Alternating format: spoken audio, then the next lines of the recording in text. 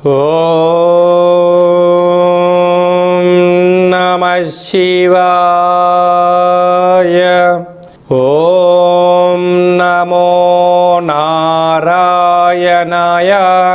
కర్మ నివారణ నరదృష్టి నివారణ కాళభైరవాయై నమో నమః. ఓం కాళకాళాయ విద్మహే కాళాతీతాయ ధీమహి తన్నో నరదృష్టి నివారణ కాళభైరవ ప్రచోదయాతు. హరి ఓం. మా ఛానల్కి స్వాగతం.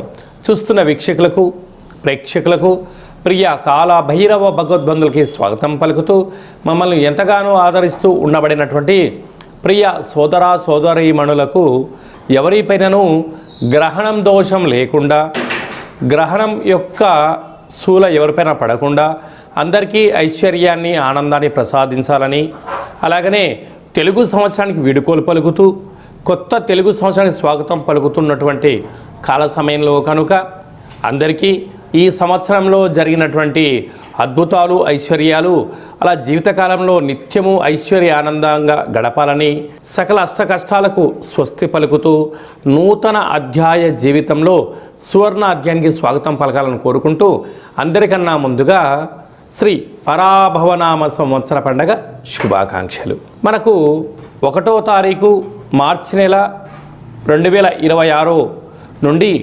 15/3/2026 వరకు పుట్టినటువంటి వారందరికీ ముందస్తుగా జన్మదిన శుభాకాంక్షలు. గతంలో వివాహం చేసుకున్న వారికి వివాహ వార్షికోత్సవ శుభాకాంక్షలు. ద్వాదశ రాశుల్లో గ్రహ గమనాలు వీక్షింపచేద్దాం. మిథున రాశిలో దేవగురు బృహస్పతి సంచార స్థితి, సింహరాశిలో కేతు సంచార స్థితి, కుంభరాశిలో చతుర్గ్రహ సంచార స్థితి, రవి కుజ బుధ రాహు సంచార స్థితి, మీనరాశిలో శుక్రుడు మరియు శని సంచార స్థితితో ద్వాదశ రాశుల్లో గ్రహ గమనాలు ఈ విధంగా ఉన్నాయి. కర్కాటక రాశి వారికి 2వ స్థానంలో గ్రహణ సంచార స్థితి ఉన్నప్పుడు, మధ్యమ దోష సంచార స్థితి ఉన్నప్పుడు దోషాన్ని తొలగించుకొని ఐశ్వర్యాన్ని ఎలా పొందాలి, అలాగనే కర్కాటక రాశి వారికి ఎన్నడూ లేనటువంటి విధంగా అష్టమ స్థానంలో చతుర్గ్రహ సంచార స్థితి ఉంది. గ్రహయోగాన్ని ఎలా పొందాలో ఈ వీడియోలో సవివరంగా సంపూర్ణంగా తెలుసుకుందాం. కర్కాటక రాశిలో ఏ నక్షత్రాలు వస్తాయి అనగా పునర్వసు నక్షత్రంలోని చివరి పాదమైనటువంటి 4వ పాదము, పుష్యమీ నక్షత్రంలోని 4 పాదాలు, ఆశ్లేష నక్షత్రంలో 4 పాదాలు కలిపితే కర్కాటక రాశి. రాశాధిపతి చంద్ర భగవానుడు. వీరికి 2వ స్థానంలో కేతు సంచార స్థితి.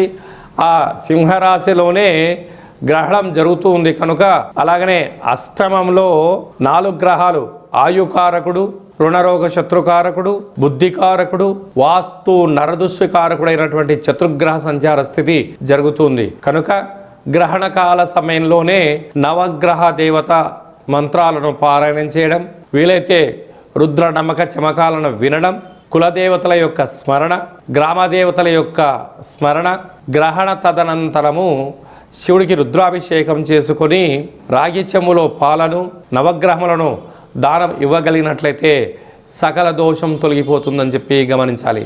అలాగనే అష్టమ స్థితిలో ఉండడం వల్ల బహుళాష్టమి సందర్భంగా కూష్మాండ దీపాన్ని వెలిగించి తప్పక కాళభైరవాష్టకాన్ని పఠనం చేసి మననం చేసుకొని ఒక కూష్మాండాన్ని బ్రాహ్మణుడికి దానం ఇవ్వడం వలన సకల దోషం తొలగిపోతుందని చెప్పి కూడా గమనించాలి.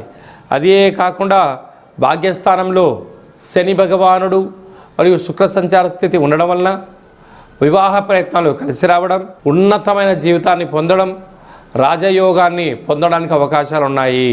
స్థిరాస్తులు, చరాస్తులు, అన్యూన్య గృహస్థాశ్రమ జీవితము, బంగారు ఆభరణాలు, క్రయ విక్రయాలు యోగదాయకమని చెప్పి గమనించాలి.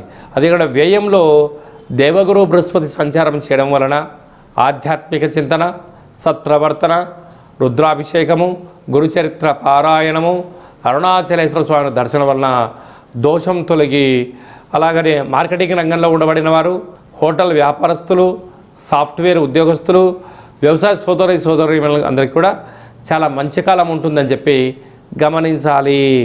మార్చి నెలలో ప్రథమార్థంలో ముఖ్యమైన పండగల గురించి క్లుప్తంగా సవివరంగా సంపూర్ణంగా తెలుసుకుందాం. మనకు 3వ తారీఖు 3వ నెల 2026వ సంవత్సరంలో మనకు చంద్రగ్రహణం జరుగుతుంది కనుక చంద్రగ్రహణము మధ్యాహ్నము 3 గంటలకు ప్రారంభమయ్యి సాయంత్రం 7 గంటల వరకు కొనసాగుతుంది కనుక 3 గంటల ముందరలోనే భోజనం చేయాలి కనుక 11 గంటల లోపనే అందరూ భోజనం చేయండి.